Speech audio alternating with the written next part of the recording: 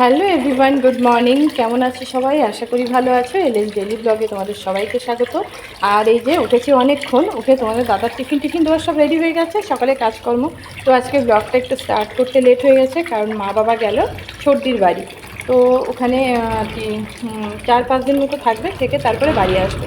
তো এই যে আর আমি চলে এসেছি রান্নাঘরে, আবার দুপুরে রান্না করতে, যেহেতু তোমাদের দাদাকে ভাত দিতে হবে।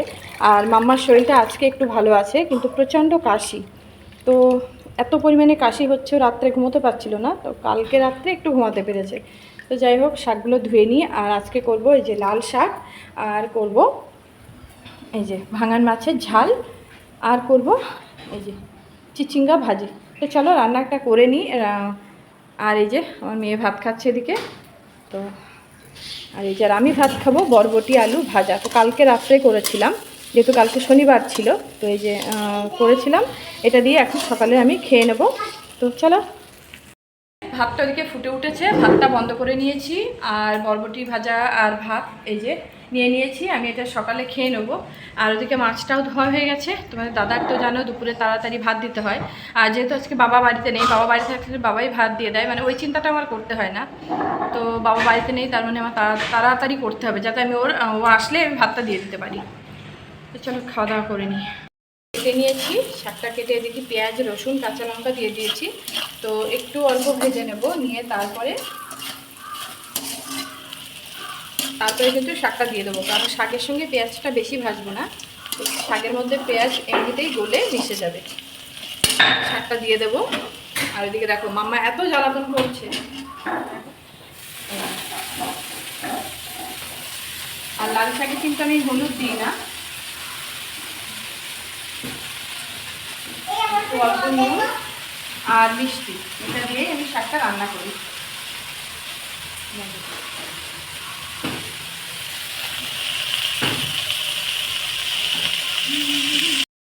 রান্না প্রায় শেষ করে ফেলেছি, এই যে শেষ পথে হচ্ছে ভাজা। তো এই ভাজাটা হলে হয়ে যায় রান্না। আর এদিকে তোমাদের দাদার ভাত গুছিয়ে রেখেছি।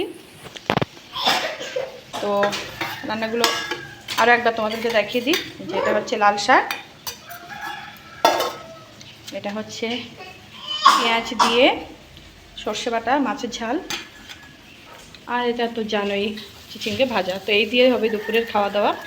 আর এই যে মাম্মাকে খাওয়াবো এখন একটু দুধ। আর রান্নাঘরের অবস্থাটা দেখো। তো এই যে, তো চলো এগুলো পরিষ্কার করে নিই আস্তে আস্তে।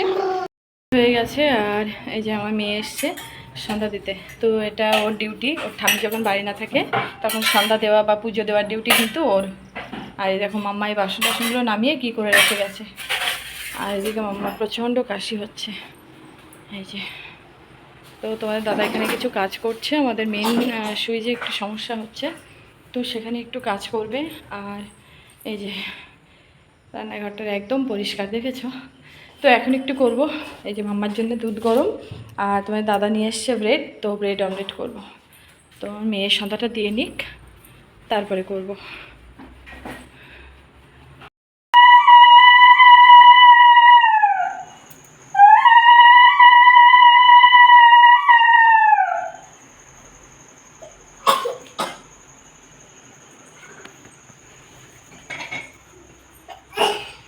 এত পরিমাণে কাশি হয়েছে, কালকে ডাক্তারের কাছে নিয়ে যাব। আর এই যে আমার মেয়ের কিন্তু সন্ধ্যা দেওয়া হয়ে গেছে।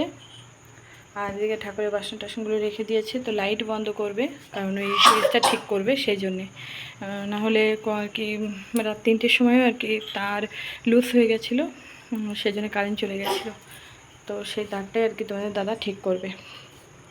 আর মামা দেখো কত পরিমাণে কাশি হচ্ছে, ওর প্রচণ্ড শরীর খারাপ, জ্বর সর্দি টর্দিগুলো ঠিক আছে, যদি একটু কাশিটা ঠিক হতো, কারণ কাশিতে কিন্তু প্রচুর কষ্ট হয় বাচ্চাদের। চলো। তো অবশেষে কারেন্টটা ঠিক করে নিয়েছে। কারেন্ট বলতে আমাদের যে ওখানে যে মিটারটা আছে, সেই মিটারের ভিতরে তার লুজ হয়েছিল। তো যাই হোক, আধা ঘন্টা ধরে প্রায় ঠিক করা হলো। আর ঠিক করার পরে এবার গিয়ে করলাম চা। তো এখন বাজে 7:30, চা করে আর একটু ব্রেড অমলেট করলাম। তো এগুলো খাওয়া দাওয়া করি সন্ধ্যাবেলা। খাও। এই দেখো দুই বোনের খুনসুটি। আর মাম্মার কিন্তু প্রচণ্ড কাশি হচ্ছে, প্রচণ্ড। তো এই যে ওষুধটাও নিয়ে এসেছি, ওকে একটু ব্রেড অমলেট খাইয়ে তারপরে ওকে আর কি কী বলবো, ওষুধটা খাওয়াবো। আর এই দেখো একটু চা দিয়েছি, আদা দিয়ে লিকার চা করেছি, সেটাই ওকে খাওয়াচ্ছি।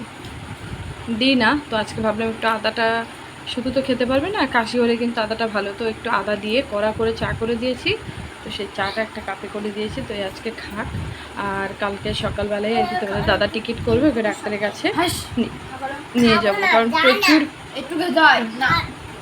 প্রচুর পরিমাণে কাশি হচ্ছে। মামা দুধ আনো তো, মামা দুধ আনবে কিন্তু। দেখেছো শরীর খারাপে খিটখিট খিটখিট করছে, মানে মন মেজাজ ওর কিছুই ভালো নেই। আর সব থেকে বড় কথা খেতে পারছে না। আর এই যে ওর দিদির হয়েছে যত জ্বালা, ওকে নিয়ে খাওয়ানো, ঘুম পাড়ানো। আরে বাবা এই ডিমটুকু খা, রুটি তো খালি না। রান্নাঘরে চলে এসেছি, আর রান্নাঘরে চলে এসেছি মামার জন্য একটু রুটি করব। তো তার জন্য আটা মেখে নিয়েছি, এই যে একটু বেশি করেই মেখেছি। এই যে একসাথে দুটো রুটি করবো, তার জন্যে ও খাবে রাত্রে। আর এত পরিমাণে কাশি হচ্ছে ওকে, আর এই যে একটু বেশি করে মেখে রেখেছি, কালকে সকালে তোমাদের দাদার টিফিন দেওয়া হয়ে যাবে। আর এদিকে আমি আলু ভাজা করছি, তো আলু ভাজা দিয়ে আর রুটি দিয়ে খাওয়াবো। আর এই যে একটা জিনিস তৈরি করেছি, ওর অতিরিক্ত কাশি হচ্ছে, তো তার জন্য দেখো এই জিনিসটা তৈরি করেছি আমি বাড়িতেই।